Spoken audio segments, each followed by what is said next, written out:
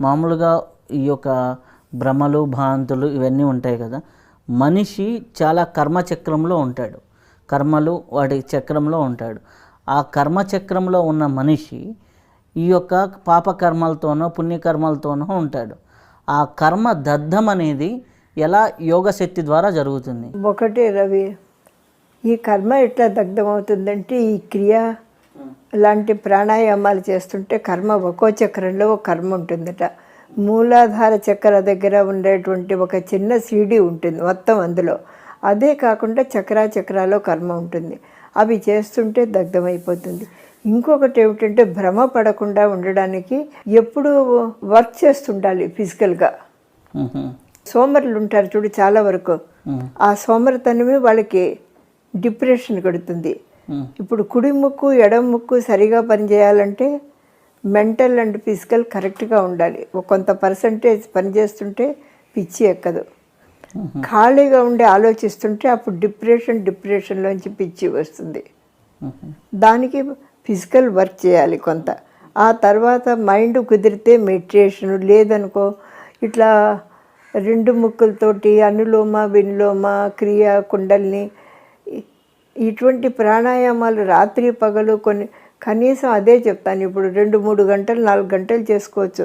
చేసుకుంటుంటే అన్ని కర్మలు దగ్ధమవుతాయి. ఇంకోటి భ్రమ లేకుండా పోవడానికి ఏమిటంటే ప్రాక్టికల్గా కొంత ఫిజికల్ వర్క్ చేస్తుంటే వాళ్ళు భ్రమల్లో ఉండరు. ఎప్పుడు ఫిజికల్ వర్క్ పైన చేసి కూర్చుంటారో ఆ కళలు.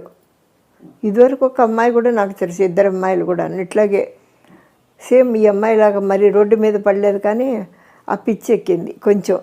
అప్పుడు వాళ్ళ ఆయన బాధపడ్డాడు, వాళ్ళ చెల్లెలు. అప్పుడు ఇండియాకి పిలిపించేసాం. నాకు చిన్నప్పటి నుంచి తెలిసిన అమ్మాయి బాగా అయిపోయింది. తర్వాత అంటే అదే అమ్మాయికి వార్నింగ్, నువ్వు పనిచేయి, ఇంట్లో బాగా పనిచేయి. ఒకప్పుడు మగపిల్లలు చాలామంది వచ్చేవాళ్ళు, వాళ్ళలో ఇదే చెప్పేదాన్ని, ఇంట్లో పని చేయండి, ఏది కాకపోతే గోడలు తుడచడం, ఇల్లు తుడచడం, కూరగాయలు తీసుకురావటం చెయ్యండి. అప్పుడు వాళ్ళకి 60% మామూలు అయిపోయారని చెప్పారు. అంటే పనిని ఆలోచనని రెండింటిని బ్యాలెన్స్ చేయాలి, జీవితం ఆటోమేటిక్గా బ్యాలెన్స్ అవుతుంది. అంతే. ఎప్పుడు పని లేకుండా కనీసం 50-40% పని చేయకపోతే వాళ్ళకి ఏదో ఒక చోట అప్ అండ్ డౌన్ అవుతాయి. రెండు సమంగా ఉన్నప్పుడు కుడి ముక్కు ఎడ ముక్కు సరిగా పనిచేస్తే ప్రాక్టికల్ అవుట్లుక్ ఉంటుంది. ఆయన మన దేవుడే చిన్న నవ్వుతో బాగానే తెలుసుకున్నావు. భ్రమలోంచి కళలోంచి అప్పుడు భర్త చెప్పాట, పగలు రాత్రి నిద్రపోతుంది. ఆ అమ్మాయి మెడిటేషన్ అని చెప్పేది ఏమిటంటే నిద్ర, కళలే అమ్మాయిది. ఆనందాస అంటే అది కూడా ఏమిటంటే నన్ను టెస్ట్కి అనమాట, నువ్వు ఆ స్వామీజీ చెప్పారనుకుంటున్నావా అని. ఇప్పుడు మన హృదయంలోంచి రావాలి కదా నమ్మకం. నువ్వు ఏ స్వామీజీ కాదు, ఆ ఆశ్రమం కూడా సిన్సియర్ అని నేనే నమ్ముతున్నాను అంతే. నేను అది కాదు, ఏ స్వామీజీ కాదు, నేను నమ్మితే అట్లాగే చెప్తాను. అంటే ఆ అమ్మాయి వచ్చేసి మిస్గైడ్లోకి వెళ్ళిపోయింది, తెలియకుండానే మిస్గైడ్లోకి వెళ్ళిపోయింది. ఇంకా బాగా అయిపోతుంది ఇప్పుడు ఉన్నది. ఇంకా ఒకటి మీరు ఎక్కువ రెఫర్ చేసే బుక్ సైంటిఫికల్ అఫర్మేషన్ బాగా చెప్తుంటారు. సైంటిఫికల్ అఫర్మేషన్ అది అందులో చాలా రాశారు. ఒక 4-5 నేర్చుకున్నా కూడా మనం ఎన్నో ప్రాబ్లమ్ సాల్వ్ చేసుకోవచ్చు. అందుకే నువ్వు రాసింది ఇప్పుడు ఎక్కువ అందరికీ డిస్ట్రిబ్యూట్ చేస్తున్నాను. గురువు గారే ఒకసారి స్వయంగా 2-3 సార్లు చెప్పారు. అంటే అది ఎక్కువ ఎవరు యూజ్ చేయరు అనుకుని అట్లా యూజ్ చేసే వాళ్ళకి ఇవ్వు అంటే ఒకటే వర్డ్ చెప్తారు. అప్పుడు నువ్వు మా 3వ వాడికి కూడా ఆ పుస్తకం అట్టుపెట్టి ఇవ్వు అంటే అది యూజ్ చేయమని. అట్లా కొద్దిమంది టాలెంట్ ఇవ్వు అని ఇండైరెక్ట్గా చెప్పడం అనమాట. అప్పుడు మనమే సాల్వ్ చేసుకుంటాం ఎన్నో. అది యోగానంద పరమహంస గారు అది తెలియకుండా పీడిఎఫ్ రావటం, ఇప్పుడు ఇన్ని కాపీలు చేయించడం. నేను అదే చెప్పాను, నువ్వు తెలియకుండానే నువ్వు అది ఫాలో అయ్యావు, నీ చేత ఇన్ని రావటం అప్పుడే. అంతకుముందే చెప్పారు. నేను కూడా ఇదివరకు చెప్పేదాన్ని కాదు, ఎందుకంటే అందరూ అందులో ఉన్నారు. నేను చెప్పేది ఏమిటి, చెప్పేవి చెప్తాను. అప్పటి నుంచి నేను ఈ కొత్త వాళ్ళకి అందరికీ చెప్తున్నాను ఖచ్చితంగానే. ఇది ప్రేక్షకుల కోసం చెప్తున్నామండి. ఇది యోగానంద పరమహంస గారు రచించినటువంటి సైంటిఫికల్ హీలింగ్ అనే బుక్. మనకి నెట్లో చూస్తే మీకు ఓన్ పీడిఎఫ్ దొరుకుతుంది. కేవలం 35 పేజీలు ఎంతో ఉంటుంది బుక్. ఆ బుక్ని రీడ్ చేస్తే మన మానవ ఫ్రీక్వెన్సీ ఏంటి, దేవతా ఫ్రీక్వెన్సీ ఏంటి, మెంటల్ ఫ్రీక్వెన్సీ ఏంటి అనేది చాలా చాలా పవర్ఫుల్ బుక్. అమ్మ దాని మీద ఎంతో నాకు నేర్పించారు. ఆ నేర్పించడం వల్ల అప్లై చేస్తుంటే చాలా విషయాలు అవి అవుతున్నాయి. కాబట్టి ఎవరైనా అది నెట్లో ఫ్రీగా ఉంది, అది తీసుకొని చదవచ్చు.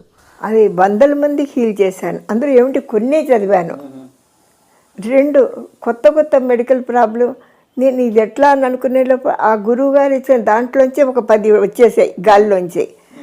ఒకటి తీసేటప్పుడు వందల మందికి. తర్వాత మానేశాను. ఎందుకంటే వాళ్ళకి ఇట్లా చేయడంలో నా కర్మలు వస్తాయి, అందుకని అవి తగ్గించేసాను. అట్లా ఆ చిన్న దాంట్లో ఇది ఎట్లా అనుకునే లోపు అందులోంచి వచ్చేవి ఇట్లా బ్రాంచెస్ లాగా. అది యూజ్ చేయడం అయిపోవటం అట్లా వందల మందికి. అలాగే హోలీ సైన్స్ ఇంపార్టెన్స్ ఏంటి? అవును, అది నీకే తెలుసు. రాబోయేటువంటి దీని గురించి వీరబ్రహ్మేంద్ర స్వామి లాగా చిన్నగా ప్రిడిక్ట్ చేశారు. చదివాను అది. రాబోయే యుగం ఎట్లా ఉంటుంది అవన్నీ ప్రిడిక్షన్స్. ఈ మధ్య ఆ రోజు కూడా అవే వినిపించినాయి. హోలీ సైన్స్ ఇది ఇంపార్టెంట్, అందరికీ చదవమని చెప్పు. ఇప్పుడు యుక్తేశ్వర గారిని తెలుసుకోమని చెప్పు. ఇప్పుడు ఫ్యూచరు, ఇప్పుడు కరోనా వచ్చిందనుకో రవి, ఇట్లా కొన్ని ఇంకా రాబోతాయి కదా. రాబోయే 5-6 ఇయర్స్లో చాలా రాబోతాయి. అందుకని ఇటువంటి మహాత్ములు చెప్పేది మనం తెలుసుకుని ఆచరించడంలో ఆ హోలీ సైన్స్ ద్వారా మనం ప్రొటెక్ట్ కాబడతాం. అందుకే ఎప్పుడు లేనిది ఆ రోజే నాకు అన్కాన్షియస్. అది కాక అంతకుముందు నుంచి ఎందుకో ఆయన ఫోటో అక్కడ పెట్టుకునేదాన్ని నేను రోజు. అందుకని యుక్తేశ్వర గారు వచ్చారు, ఇది స్ప్రెడ్ చేయి, నువ్వు హోలీ సైన్స్ పెట్టుకోమని చదవమని చెప్పి. ఈ సాధనలు ఈ అనేక మందిని కొత్త వాళ్ళని పంపించడం వెనకాల పైన మహర్షులు, జగన్మాత హ్యాండ్ ఉంటుంది. ఎందుకంటే రాబోయే అరిష్టాలు ఇంకా పెరుగుతూనే ఉంటాయి కదా ఒకటి తగ్గిన. దాని నుంచి రక్షించుకోవడానికి, సొసైటీని సేవ్ చేయడానికి, అన్నిటికీ కూడా అనమాట. అట్లా 6-7 సంవత్సరాల నుంచి కూడా నేను గమనించాను. అనేక మంది కొత్త వాళ్ళు ఇట్లాగే ఎట్లా తొందరగా దేవుణ్ణి పట్టుకోవాలి అట్లా ఏవో చెప్పి పంపించేదాన్ని. అప్పుడు సత్యసాయి బాబా గారు ఇదే చెప్పేవాట. ఎక్కడ భూమి అంతా కూడా రాత్రి పగలు తలుచుకుంటూ ఉంటే రక్షింపబడతాం, లేకపోతే ఇప్పుడు చచ్చిపడ్డ ఒక్కడు కూడా మిగలడు.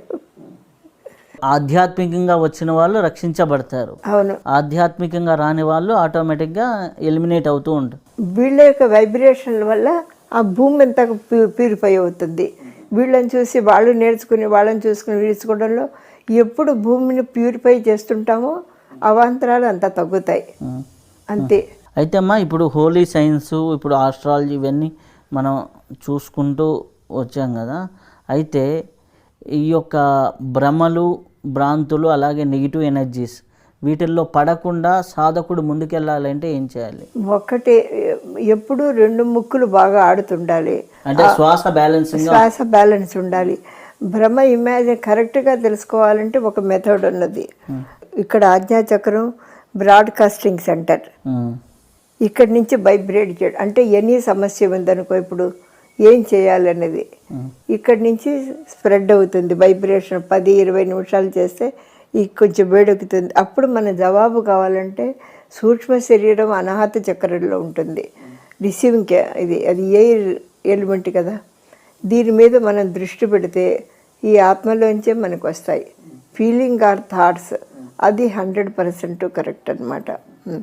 ఇంకొకటి కూడా చెప్పారు, ఒకవేళ మన ఆత్మ అంత ఎదగలేదని అనుకుంటామనుకో, నీకు నచ్చినటువంటి గురువుని తలుచుకుని ఆ గురువు ఇక్కడ ఉన్నారని ఇమాజిన్ చేయొచ్చు. అప్పుడు ఆయన ఆత్మ వచ్చి మనకు గైడ్ చేస్తుంది. యోగానంద గురువు గారు అక్కడ చెప్పేవాళ్ళట. అది నేను ఆయన టెక్నిక్లో చదవలేదు, కానీ ఆ క్రియానంద ఆయన వ్రాసారు, చదివాను. తర్వాత అర్థం ప్రతి మహాత్ములు అట్లాగే ఉంటారు. దేవుడైనా సరే ఇక్కడి నుంచి తీసుకుంటారు, ఇక్కడి నుంచి రిసీవ్.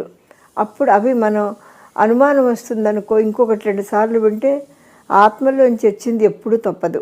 మనకు హార్ట్ చక్ర నుంచి పాజిటివ్ ఎనర్జీ రిసీవ్ అవుతుంది. అవును, ఆ ఆజ్ఞా చక్రం నుంచి మనకి ఎవరికైనా పంపించాలనుకుంటే పంపించచ్చు. ఇదే కాకుండా ఆజ్ఞా చక్రం నుంచి మన దేవుడికే కాదు మనుషులకు కూడా పంపించవచ్చు. మనం ఫోన్లే చేయక్కర్లేదు. ఎవరైనా ఫ్రెండ్ ఆత్మీయులు ఉంటారనుకో, ఇక్కడి నుంచి మనం ఏం వైబ్రేట్ చేస్తే అవి